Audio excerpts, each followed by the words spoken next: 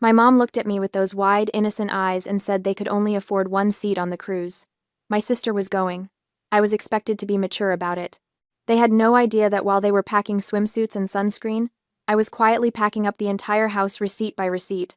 Sunlight filtered into the dining room of my parents' house, casting long shadows across the table where I sat across from my mother, father, and younger sister, Lydia. The Saturday morning air smelled like coffee and the cinnamon rolls my mother had warmed up, comfort food she only brought out when she wanted something or needed to deliver bad news. I should have known right then. My mother announced the 10-day Caribbean cruise with a theatrical flair that would have made a Broadway actress jealous. Her hands moved through the air as she described the ocean view cabin, the all-you-can-eat breakfast buffet, and the spa credits that came with the premium package. She painted such a vivid picture that I could practically smell the salt air and feel the tropical sun on my skin. "It sounds amazing," I said, genuinely happy for them. After the year they'd had Dad's health scare in March, Mom's anxiety about his recovery, they deserved a break. "When do we leave?" 2. The atmosphere shifted so abruptly I felt the temperature drop. My mother's animated hands froze mid-gesture. My father suddenly became fascinated with his coffee mug. Lydia, my 29-year-old sister who still hadn't figured out what she wanted to do with her life, looked anywhere but at me. "Am I going too?" I asked, that simple question hanging in the air like smoke. The silence didn't just hang there, it suffocated the room, pressing down on my chest until I had to remind myself to breathe. Instead of a flat rejection, which would have been honest at least, my mother reached across the table and grabbed my hand. Her fingers were warm, her grip tight, and her face arranged itself into an expression of perfectly practiced guilt. "Hinsley, honey," she began, her voice dropping to a conspiratorial whisper, dripping with that sweetness she reserved for manipulation disguised as maternal concern. "You know how hard this year has been. The Robinsons next door just got back from Italy, and your father, honestly, he feels like he's failing us. With the cut hours, he feels small. This cruise isn't just a vacation. It's about dignity. It's about showing everyone, showing himself that he can still provide a premium life for his family." She squeezed my hand, looking at me with wet eyes. "The doctor said, stress is his worst enemy right now. He needs space to breathe and relax, or I'm afraid he'll collapse. And the cabin we booked, it's the deluxe suite. It's designed for 3 people, max. Buying a 4th ticket would have tilted the budget from tight to impossible. You understand, don't you? You've always been the sacrifice hitter for this team, Hinsley. We need you to take one for the team so your father can feel like a king for 10 days. I wanted to point out that Dad's need for dignity had never stopped him from inviting his poker buddies over to crowd around the dining table I'd bought, but I stayed quiet. "And Lydia," Mom continued, her eyes getting misty on cue. "She's so fragile right now. The situation with Trevor really shattered her. She needs this trip to find herself, to heal, to remember who she is without a man defining her." Lydia nodded solemnly, playing her role to perfection. Never mind that she'd been the one who cheated on Trevor, or that she'd bounced back within a week by going out clubbing every night. My mother's phrasing, "the situation," was a masterclass in rewriting history to make Lydia the victim. Then came the killing blow, delivered with surgical precision. "You've always been the rock, Hinsley, the strong one, the responsible one." My mother squeezed my hand tighter. "We knew you'd be the only one mature enough to understand why we couldn't make it work for 4 people. You'll be fine holding down the fort, won't you? Someone needs to stay here, water the plants, collect the mail. You understand, don't you, sweetheart?" It wasn't a question. It was a command wrapped in flattery, a weaponized compliment designed to silence any protest before I could form one. My father finally looked up from his coffee mug, clearing his throat. "It's been a tough year financially, Hinsley. We had to make some hard choices to keep up appearances. But you know we'd bring you if we could afford it." The lie sat between us like a third presence at the table. I knew the truth they weren't saying. I'd seen the credit card statement on the counter last week when I'd been organizing their mail, another one of my unofficial responsibilities. The cruise was charged to a card with an 18% interest rate. They hadn't saved for this trip. They'd financed it to impress the neighbors. And when the bills came due in a few months, when Dad's cut hours and medical expenses made it impossible to pay the minimum, they'd come to me, just like they always did. I thought about the $300 I'd quietly transferred to their account last November when the heating bill was overdue. The $500 I'd loaned them in February that was never mentioned again. The countless times I'd picked up groceries and never been reimbursed because you were already at the store anyway. But I didn't argue. I didn't scream. I didn't flip the table or throw the cinnamon rolls against the wall, even though every cell in my body wanted to. I simply nodded. Of course, I heard myself say. I understand. You guys deserve this. My mother's face flooded with relief. Oh, honey, I knew you'd get it. You're such a good daughter. To understand why I didn't fight back in that moment, I need to explain the last 8 years of my life. At 26, fresh off a layoff from my first real job, I moved back home. It was supposed to be temporary 3 months, maybe 6. There was no lease, no rental agreement, just a verbal understanding that I'd help where I can while I got back on my feet. I got back on my feet within 4 months. I landed my current job as an operations coordinator for a logistics company. It's not glamorous, and I'm not wealthy, but I make decent money and I'm good with budgets. Really good, but I never left. The help where I can evolved like a slow-growing tumor. First, it was contributing to groceries. Then the internet bill, because you use it the most for your work-from-home days. Then the electricity, because you leave your laptop charging overnight. Within a year, I was covering 3 utilities and buying household necessities whenever I noticed we were running low. Then came the furniture. The old sofa collapsed one Saturday morning, springs bursting through the cushions. I bought a replacement $1,200 for a decent sectional that would last. The television died during the Super Bowl. I bought a new one $800 for a smart TV with all the streaming capabilities my parents suddenly couldn't live without. The washer and dryer gave out 2 years ago. I replaced them both $1,500 because my mother said she'd never trust a used appliance again after our old one flooded the laundry room. Kitchenware, because our old pots were practically antiques. Dining table, because the old one was an embarrassment when we have guests. Small appliances, a new microwave, a coffee maker, a stand mixer. My mother insisted she needed and used exactly twice. Over $15,000 in total. I'd never added it up until recently, but the number lived in my mind now, a constant reminder. I wasn't wealthy. I was careful. I saved. I planned. Every purchase was a small sacrifice I told myself was temporary, an investment in family harmony. Meanwhile, Lydia lived like a bird, floating from one experience to another.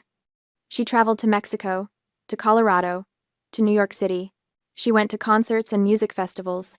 She changed jobs the way normal people change socks, never staying anywhere long enough to build savings or stability. And she was never asked to contribute a single penny, because she needs experiences, and she's still finding herself. I was 34. Apparently, I'd found myself years ago, and myself was a doormat. Saturday morning arrived with painful normalcy. The driveway bustled with activity suitcases being loaded, last-minute items being remembered. My mother's frantic energy as she triple-checked passports and boarding passes. I stood on the porch, watching the organized chaos like a spectator at someone else's life. Now remember, my mother said, turning to me with her travel purse already slung over her shoulder. Water the plants twice a week, the fern is fussy, so check the soil before you water it. Collect the mail daily, I don't want the box overflowing, and keep the house tidy, please. We'll be exhausted when we get back, and I'd hate to come home to a mess. Got it, I said. My father gave me an awkward side hug, the kind that said, I feel vaguely guilty but not enough to change anything.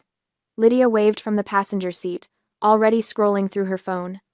My mother paused at the car door, turning back with that same practiced expression of gratitude and sympathy.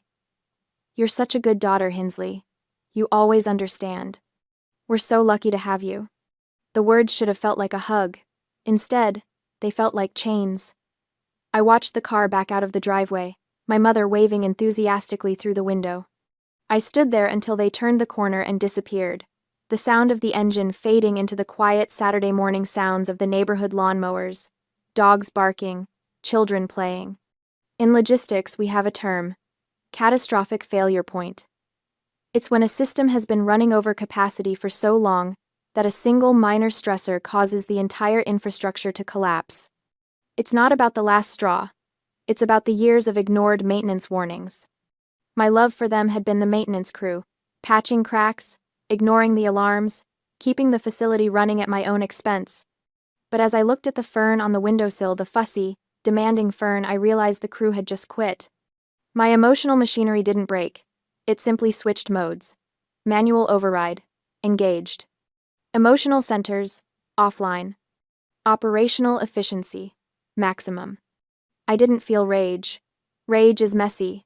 Rage is inefficient. What I felt was the cold, clarifying calm of a chaotic warehouse finally being organized. I walked back inside, closed the door, and locked it behind me. The house felt different already. Emptier. Not because they were gone, but because something in me had shifted the moment that car pulled away. I looked at the fern again. I was not going to water that fern. I was not going to collect the mail, tidy the house, or hold down any fort. I was done understanding. The silence in the house wasn't peaceful, it was revealing. For the first time in 8 years, I stood in the living room, without the background noise of the television my father always kept on, without my mother's running commentary about neighborhood gossip or what needed fixing or cleaning, without Lydia's music bleeding through her bedroom door. Just silence, and in that silence, I could finally hear my own thoughts, without interruption. I walked through the rooms slowly, deliberately, like an inspector surveying a property. But I wasn't seeing a home anymore. I was seeing a ledger, a balance sheet of labor and money I'd never be repaid. The living room. The sectional sofa I'd bought with last year's Christmas bonus, $1,200. I remembered the sales associate promising it would last 15 years. I'd picked a neutral gray because Mom said it would go with everything. I ran my hand over the cushions, thinking about the 15 years I was supposed to have with this piece of furniture. Years I'd apparently gifted to people who couldn't even afford to take me on a cruise. The entertainment center, the television $800, purchased over 6 months of monthly payments because dropping that much cash at once would have destroyed my emergency fund. I'd set up all the streaming services, taught Dad how to use the remote, and watched my recommendations fill up with shows I never picked. The dining room, the table I'd saved 3 months to buy, another $600 that somehow never got discussed as my table, but became the family table within a week. I traced my finger along the edge, remembering how proud I'd been when it was delivered. How stupid. The kitchen. The stand mixer, $300. The new coffee maker, $150.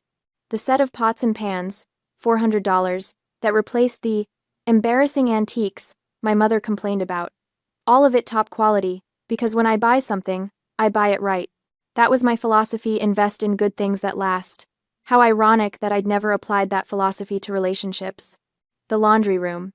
The washer and dryer set. $1,500 total. Purchased after our old machine flooded the floor, and my mother had a complete breakdown about mold and water damage. I'd researched models for 2 weeks, read hundreds of reviews, and picked the most reliable consumer-rated set I could afford. These weren't just objects anymore. They were evidence. Evidence of a pattern I'd been too close to see. I climbed the stairs to my bedroom, the smallest of the 3, because Lydia needed the bigger one for her creative space, which mostly meant piles of clothes and abandoned hobbies. I sat at my desk and pulled open the bottom drawer, extracting a navy blue folder I'd kept since college. It was a habit from my work as an operations coordinator. I documented everything. Order numbers, tracking confirmations, delivery dates, warranties. I filed receipts not because I suspected anything, but because losing documentation drove me crazy. If something broke under warranty, I needed proof of purchase. If a company overcharged me, I needed evidence. It was professional habit, nothing more. Until now, I opened the folder. Bank statements going back 6 years, email confirmations from every major purchase, photos of receipts I'd snapped on my phone and forgotten about. Even a few handwritten notes I'd made during particularly expensive months, tracking where my money had gone. I spread them across my desk, like pieces of a puzzle. Only this puzzle, when assembled, showed a picture I'd been avoiding for years: my exploitation. Sofa, $1,200, check. Television, $800, check. Washer and dryer, $1,500, check. Dining table, $600, check. Kitchen appliances, $850, check. Kitchenware, $650, check. Monthly utilities I'd been covering: internet, $80, electricity averaged $150, water during summer months, $60, over 8 years. I opened my laptop and created a new Excel spreadsheet. Column A, item. Column B, cost. Column C, purchase date. Column D, current estimated value.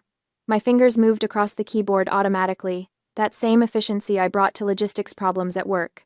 This wasn't emotional anymore. This was data. Data I could quantify, organize, and weaponize.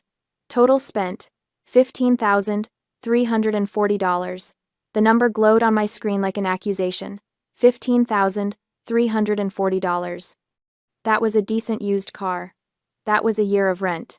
That was 6 months of savings I didn't have because I'd been furnishing someone else's life. This wasn't about the cruise. The cruise was just the final insult, the moment the pattern became impossible to ignore. This was about 8 years of being the responsible one, the rock, the daughter who always understands while being systematically drained. I closed the spreadsheet and sat back in my chair, staring at the ceiling. A water stain shaped like a cloud marked the corner, something I'd noticed 2 years ago and offered to have fixed. "Don't worry about it," Dad had said. "We'll get to it eventually." Eventually never came, but my contributions always did. The realization didn't crash over me like a wave. It crystallized, sharp and clear. I needed to leave, not eventually, not after the cruise. Not after having a family meeting, where I'd be gaslit into staying for just a little longer. Now, while they were gone.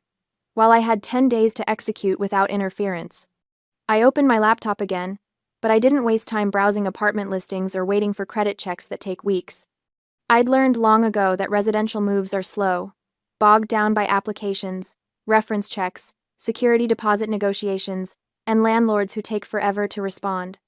Instead, I pulled up my corporate contacts from work.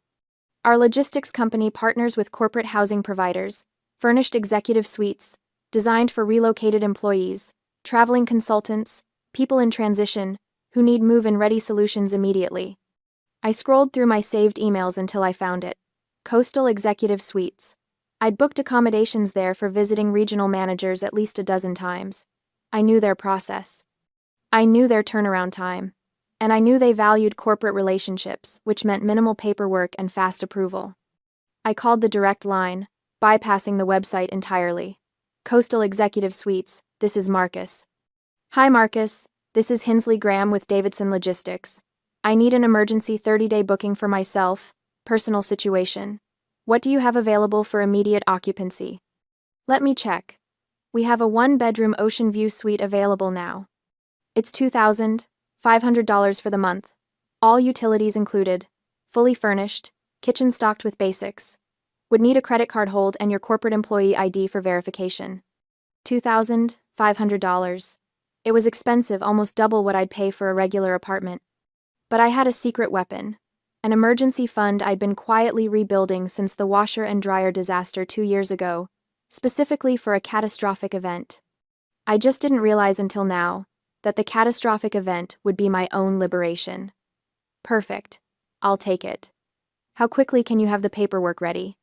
Give me 2 hours, I'll email everything over. I hung up and stared at my phone. 2 hours. In 2 hours, I'd have a place to go. A place that was mine, where I didn't owe anyone anything, where the furniture belonged to the rental company and I could walk away when the lease ended without leaving thousands of dollars behind. My hands weren't shaking. They should have been. This was the biggest decision I'd made in years, but they were steady. This was how I operated under pressure at work. Identify the problem, find the most efficient solution, execute without emotion. Hesitation was the enemy of logistics. I spent those 2 hours not panicking, but planning. I pulled up a mental inventory of what I actually needed to take.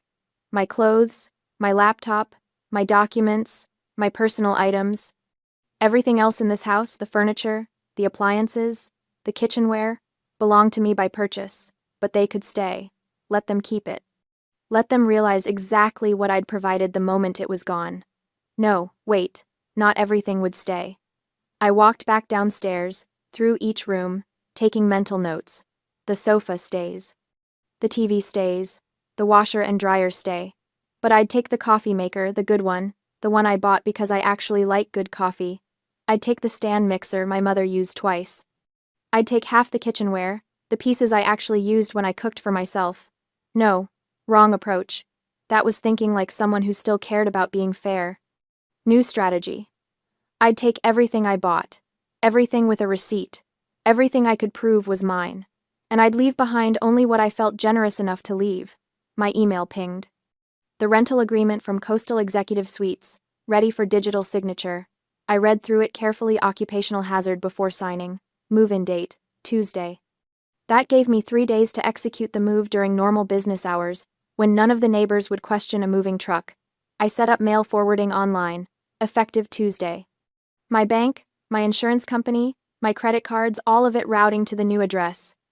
On Sunday afternoon, sitting in my bedroom with signed contracts and a moving date secured, I felt something I hadn't felt in years. Control. I wasn't the daughter helping out anymore. I wasn't the rock, the responsible one, the mature person who always understands. I was Hinsley Graham, operations coordinator, and I was executing the most important logistics operation of my life, extracting myself from people who'd mistaken my competence for compliance.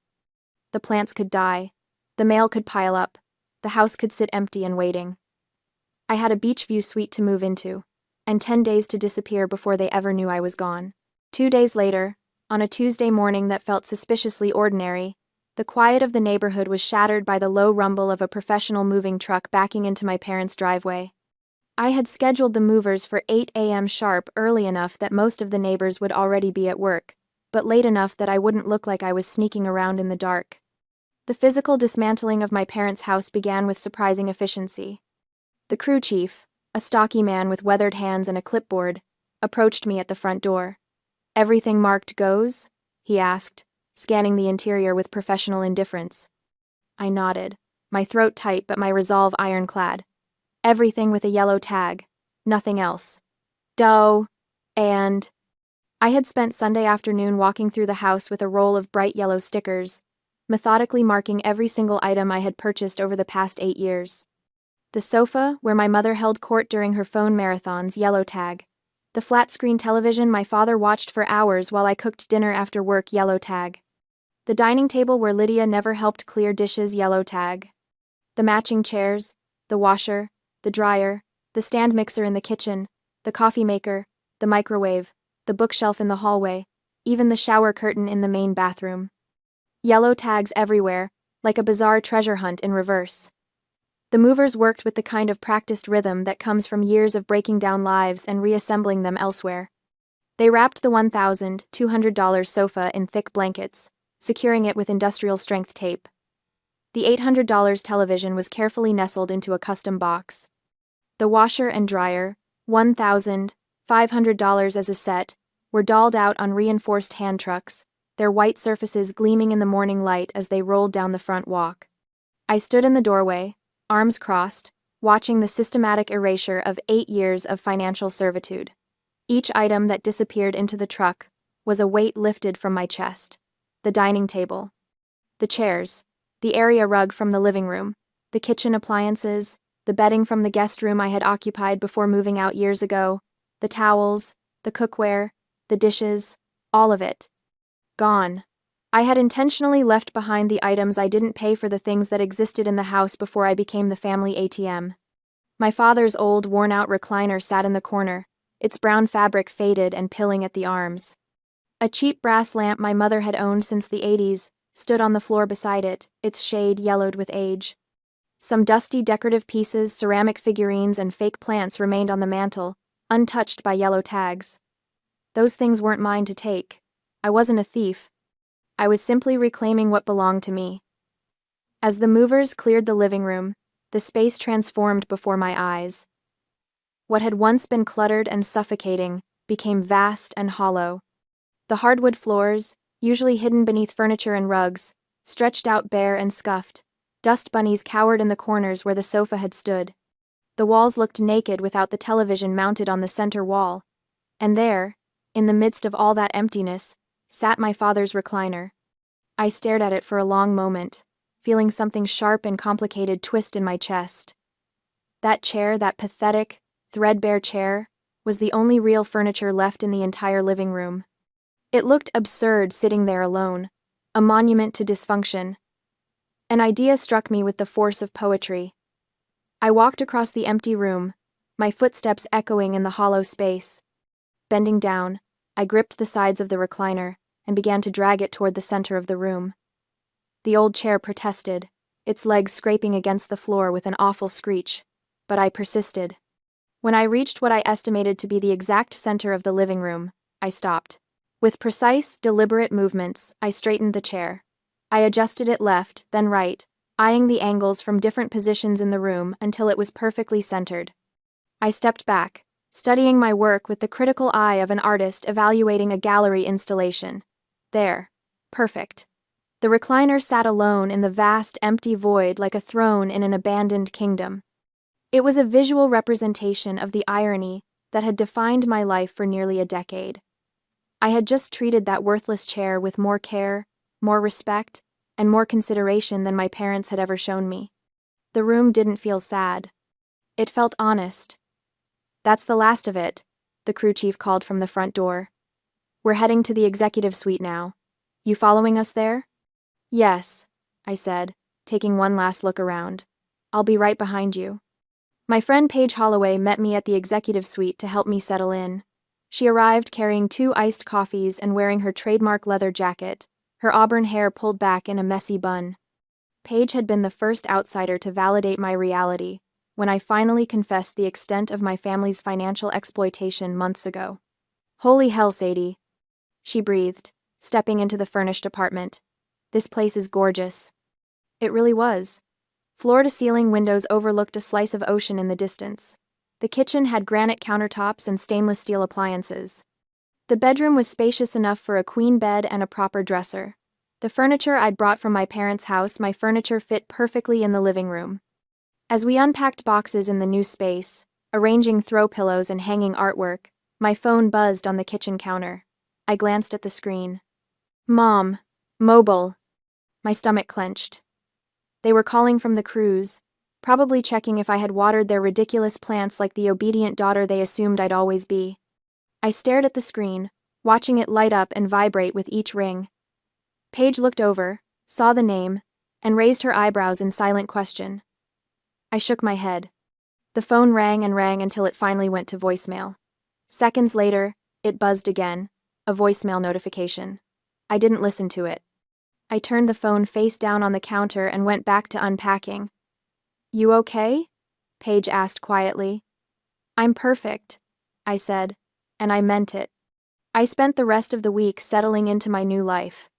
The executive suite became my sanctuary, a place where nobody demanded anything from me, where I could eat cereal for dinner if I wanted, where the only person I had to answer to was myself.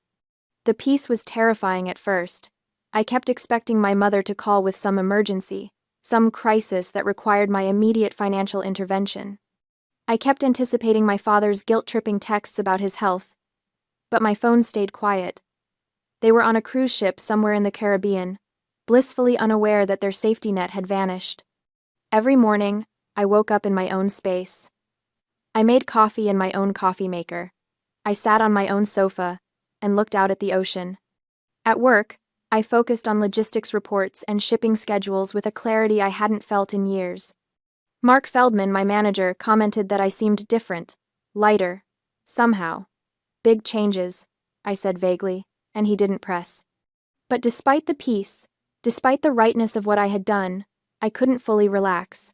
The clock was ticking. As Sunday evening approached, I found myself standing at my apartment window, watching the sky turn a bruised purple. Somewhere out there, a plane was landing. A cruise ship was docking. My parents and Lydia were returning to reality.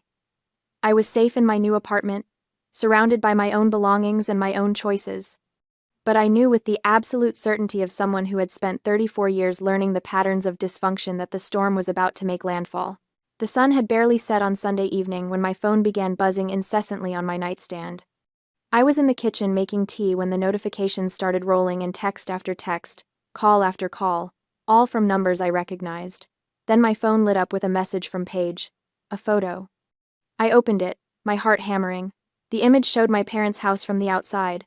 In the frame stood my mother, my father, and Lydia, all frozen at the front door. My mother's hand was on the doorknob. but she was staring straight ahead through the open door into the house.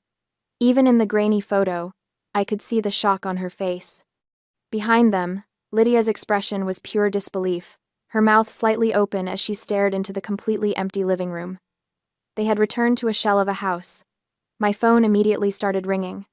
Mom. Dad. Mom again. Lydia. A number I didn't recognize, probably a relative they'd already called to complain to. I silenced each call, my hands surprisingly steady. I had expected a delay in their reaction, maybe they'd spend a few hours assessing the damage, maybe call a lawyer first, maybe work themselves into a proper fury before confronting me. But I had miscalculated one critical detail. My phone buzzed with a notification that made my blood run cold. Location shared with family group. My stomach dropped like an anchor. The family safety circle. The tracking feature they had insisted I enable on my iPhone 3 years ago when my father was having health issues. Just in case something happens, my mother had said, so we can find each other in an emergency. But it was never about emergencies, it was about surveillance. It was about knowing where I was at all times, about maintaining control even when I wasn't physically in their presence. I had gotten so used to it being there that I'd completely forgotten to disable it before I moved out. They didn't need to find me through a letter or a forwarding address.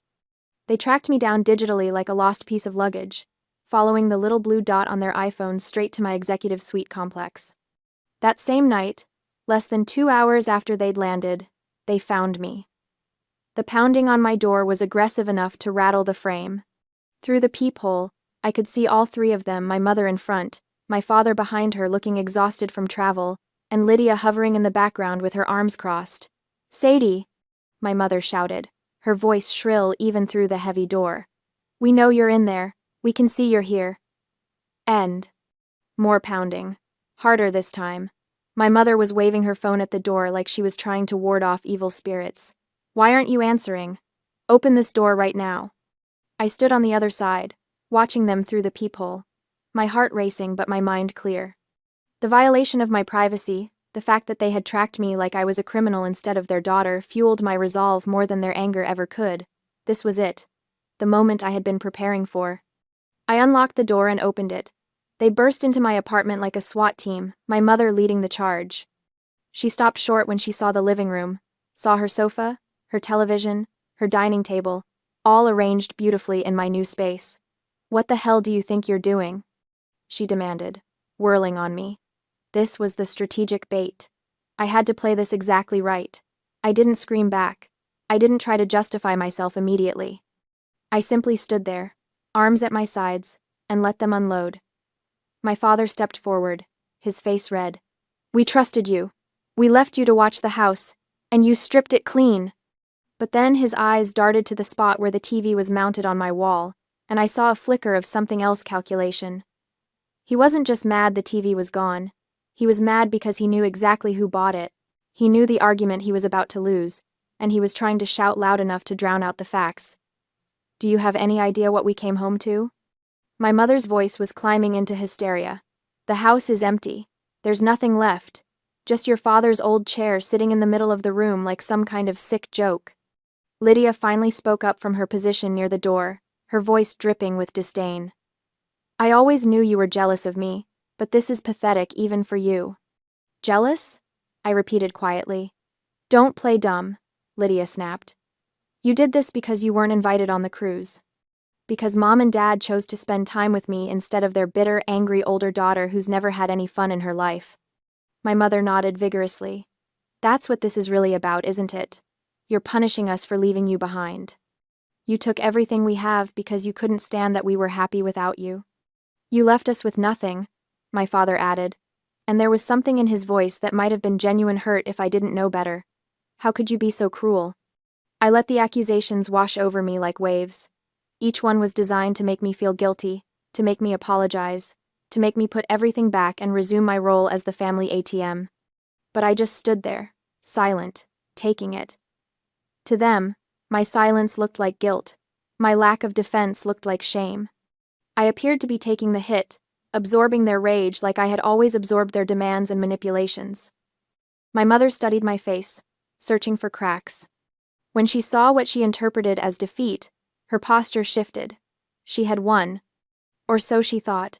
We'll deal with this later, she said coldly, already turning toward the door. When you've had time to think about what you've done. They left in a huff of righteous indignation, my mother's parting words hanging in the air. You're going to regret this. The door closed behind them. I stood in my living room, surrounded by my own furniture, and allowed myself a small, grim smile. They thought they had the moral high ground. They thought I was just a bitter daughter who had acted out in a moment of petty revenge. They had no idea what was coming. Emboldened by my lack of defense, they launched their smear campaign within 24 hours. The story spread through the family network like wildfire.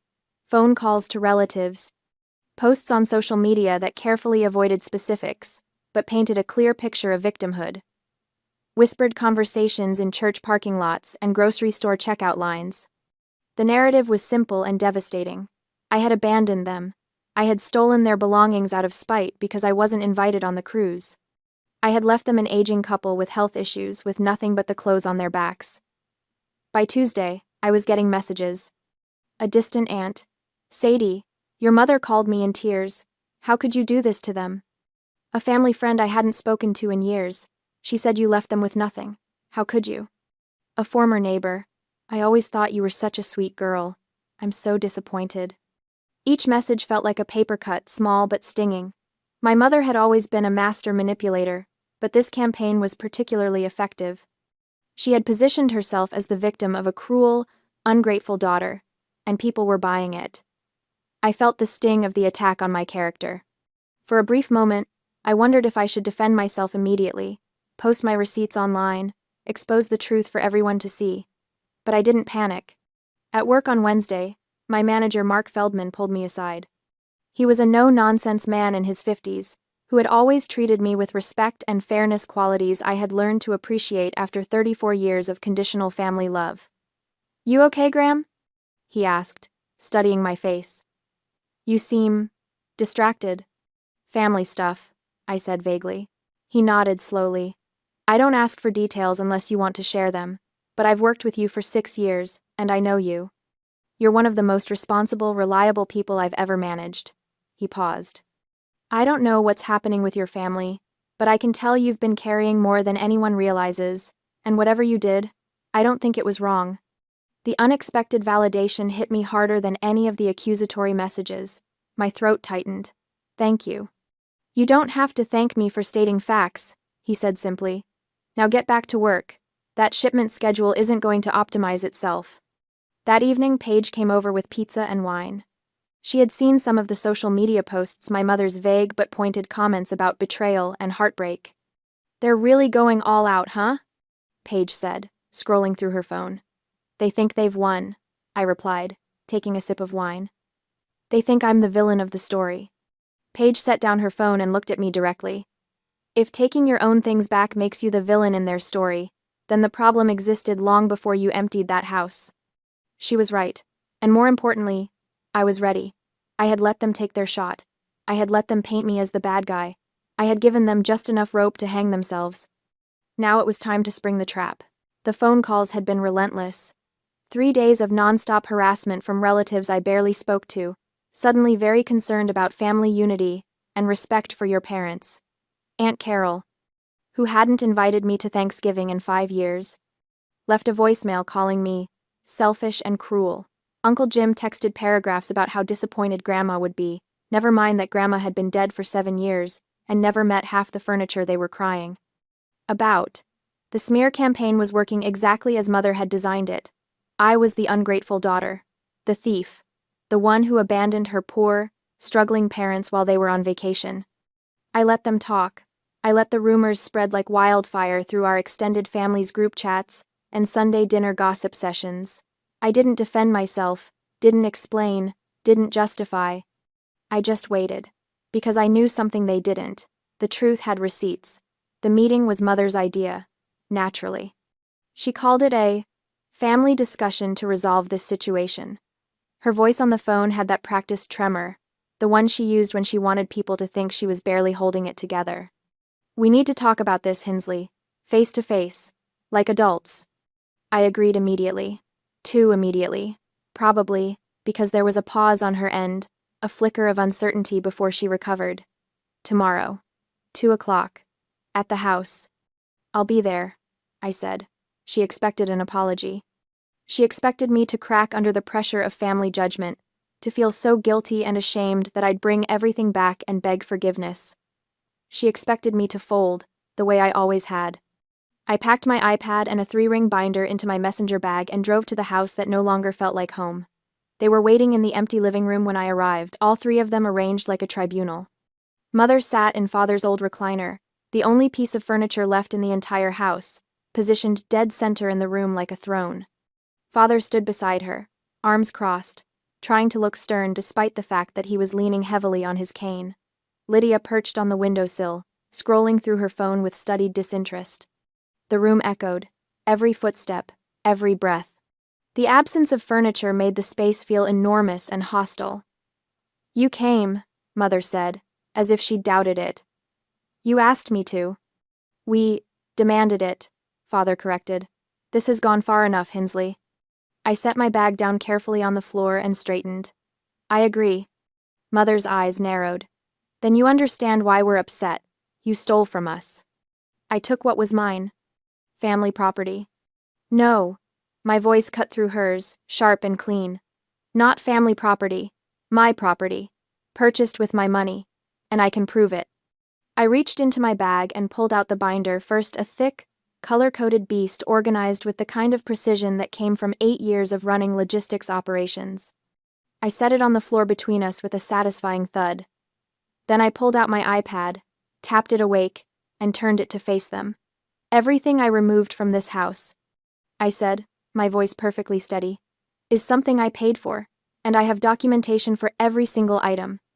I opened the binder to the first tab section. Let's start with the living room. The spreadsheet on my iPad was a thing of beauty, color-coded, cross-referenced, sortable by date, by room, by cost.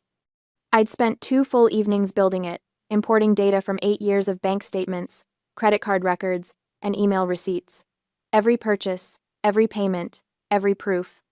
The sectional sofa. I tapped a line on the spreadsheet. Lane Furniture. Model Harper. $1,200. Here's the credit card statement.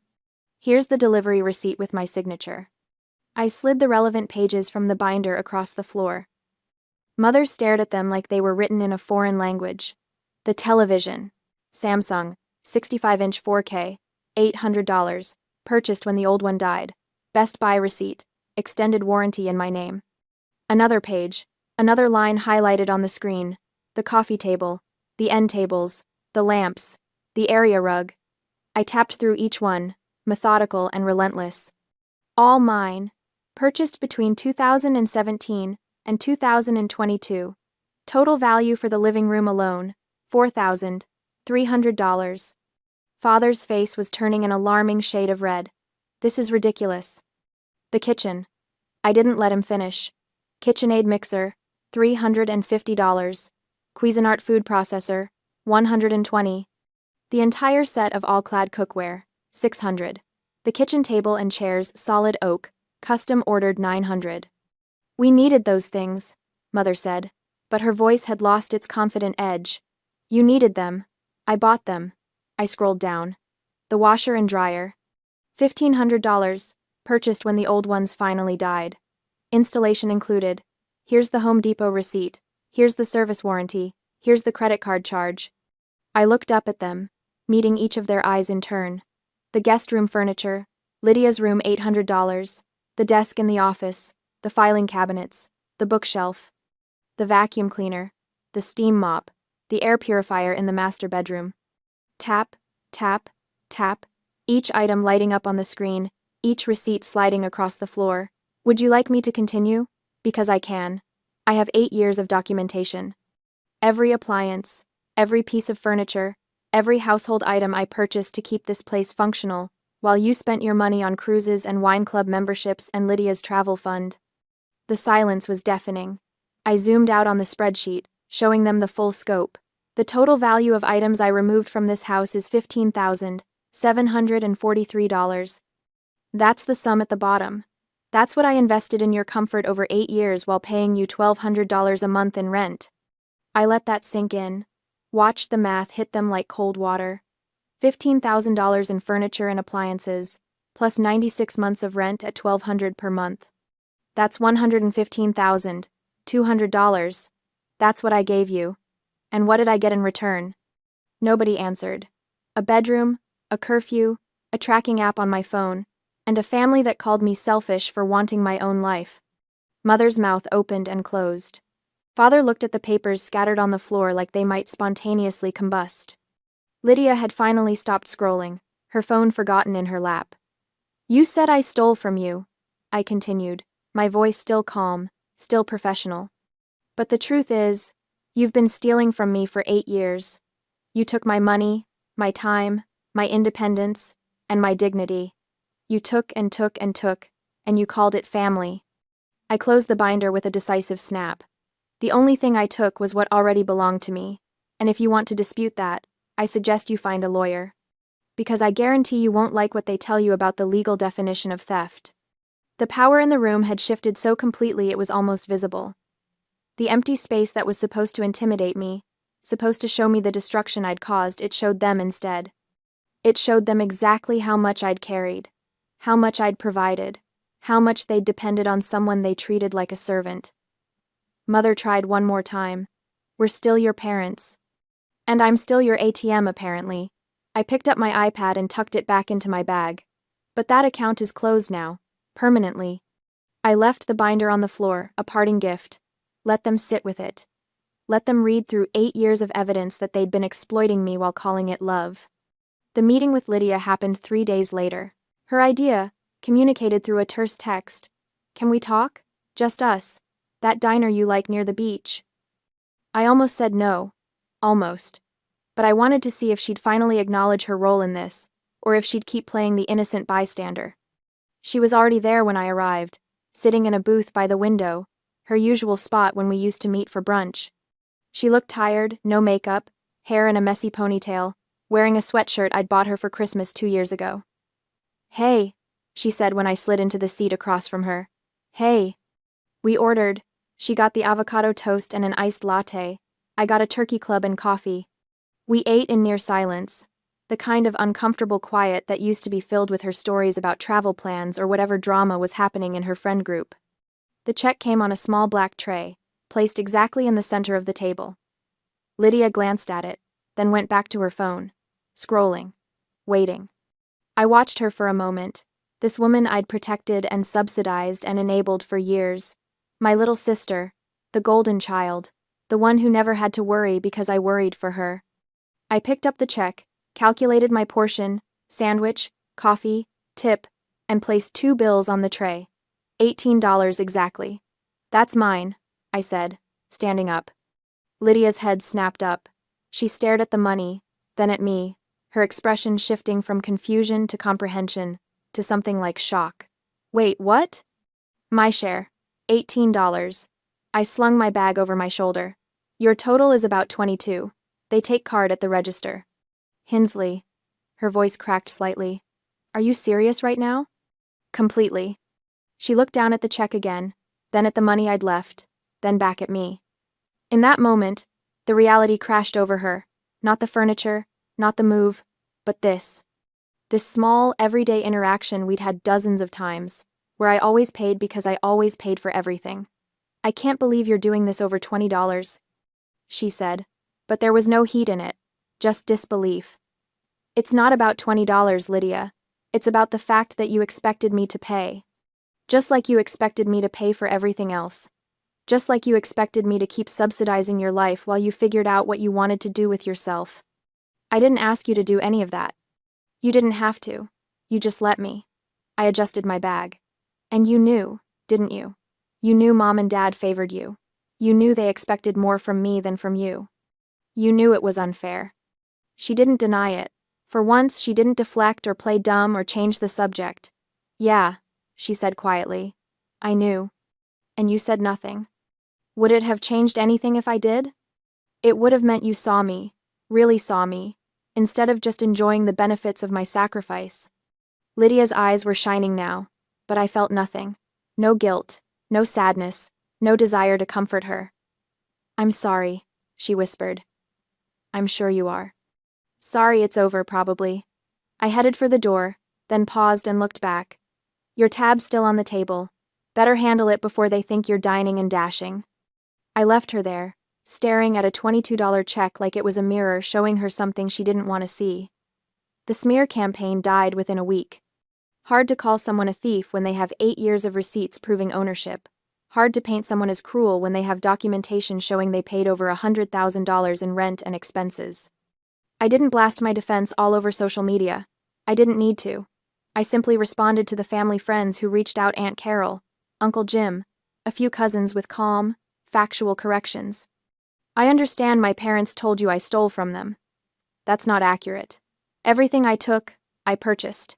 I have receipts if you'd like to see them. Most didn't ask for proof. The confidence in my voice was proof enough. The narrative crumbled because it was built on a lie, and lies can't withstand the weight of truth, especially truth that comes with spreadsheets. Mother called 2 weeks later.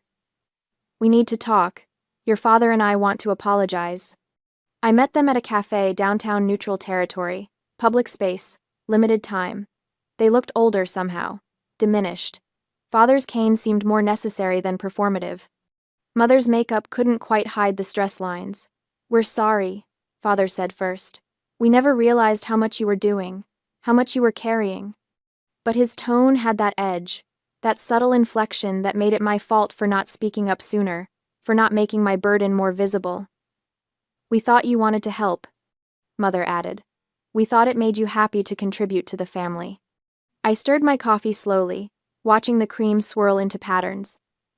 You thought I wanted to pay $1,200 a month in rent while buying all your furniture and having a curfew at 34? We didn't force you. You didn't have to. You just made it impossible to say no without being labeled selfish. I met her eyes. And when I finally did say no, when I finally took back what was mine, you tried to destroy my reputation. We were hurt, Father said. We reacted badly. You reacted exactly as you always have, by making yourselves the victims and me the villain. Silence stretched between us, broken only by the hiss of the espresso machine and the murmur of other conversations. What do you want from us? Mother asked finally. What will it take to fix this? I don't want anything from you. That's the point. I leaned back in my chair. I'm not moving back. I'm not providing financial support anymore. If you need help, you figure it out.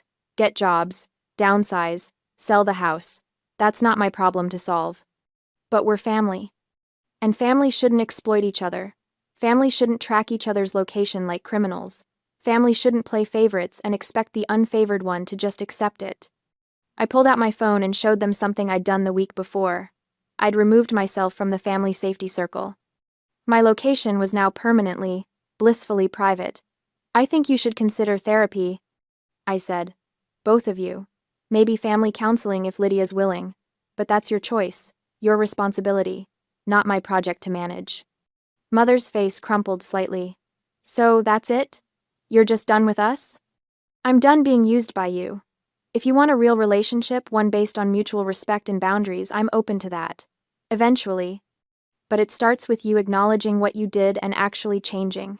Not just saying you're sorry because you lost your safety net. Father opened his mouth, closed it, opened it again. We'll think about the therapy. You do that. I stood up, leaving money for my coffee on the table. And while you're thinking, maybe consider what Lydia's going to do now that I'm not paying for her lifestyle either. I left them there, two people who'd spent so long taking that they'd forgotten how to give. The promotion came 6 weeks later. Mark called me into his office on a Thursday afternoon, his expression unreadable. Close the door. My stomach dropped. Had something gone wrong? Had they found some mistake in my work? Your organizational system for the Henderson account, he said, pulling up something on his computer. I showed it to the regional director. She was impressed. Very impressed. I blinked. Oh, thank you. We're creating a new position, Senior Operations Coordinator. It comes with a significant raise and your own team. He turned the monitor toward me, showing a job description that made my heart race. I'd like to offer it to you. The salary was $30,000 more than I currently made. $30,000 that would go into my savings, my investments, my future, not into someone else's mortgage or vacation fund. I accept, I said, my voice steady despite the joy flooding through me. Good. Mark smiled. Something rare for him. You've been carrying a lot outside of work, Hinsley.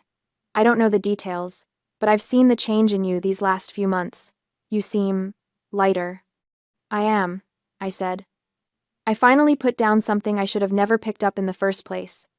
My apartment became home slowly, deliberately. I bought a new couch, not expensive, not fancy, but mine, chosen by me, for me. I hung artwork I actually liked, instead of generic prints. I filled the bookshelf with books I wanted to read, not ones that looked good for display. I planted herbs on the kitchen windowsill. Basil, rosemary, thyme. I watered them when they needed it, not when someone demanded it. I opened a high-yield savings account and watched the balance grow. Money that used to disappear into the void of family obligations now accumulated with purpose. Paige came over one Saturday with wine and takeout. We sat on my new couch, my space, and she raised her glass. To freedom, she said. To freedom, I echoed. Do you regret it? She asked later, after we'd exhausted all the easy topics. Leaving them? I thought about it honestly, thought about the empty living room, the shocked faces, the moment everything changed. No, I said. I regret staying as long as I did. I regret all the years I let them convince me that sacrifice equaled love. But leaving? I shook my head. Leaving was the sanest thing I've ever done. Have you talked to them since the cafe? Mother texts occasionally, lukewarm attempts at connection. Father sent a birthday card. I shrugged. Lydia got a job, apparently. Retail. Part-time. It's a start. And you? I'm good. Really good. Better than I've been in years. I looked around my apartment. Small, modest, but entirely mine. I'm not lonely. I'm not guilty. I'm just free. I look back now at the moment I walked out of that house with my things loaded into a truck, and I see it clearly. I didn't leave to punish them. I didn't leave for revenge or to teach them a lesson. I left to stop being used. I left to reclaim the life I'd put on hold for people who valued my utility more than my humanity. I left because staying would have killed something essential in me, the part that knew I deserved better, that believed I was worth more than an ATM with a heartbeat. They didn't recover quickly.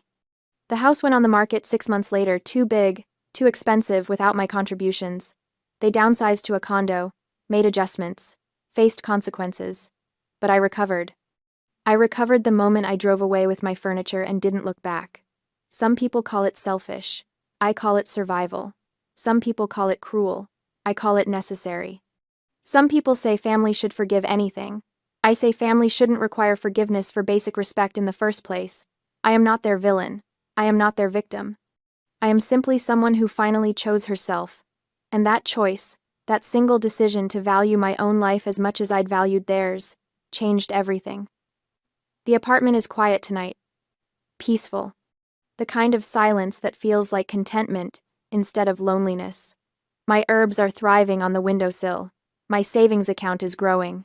My career is flourishing. And I am free. Finally, completely, unapologetically free.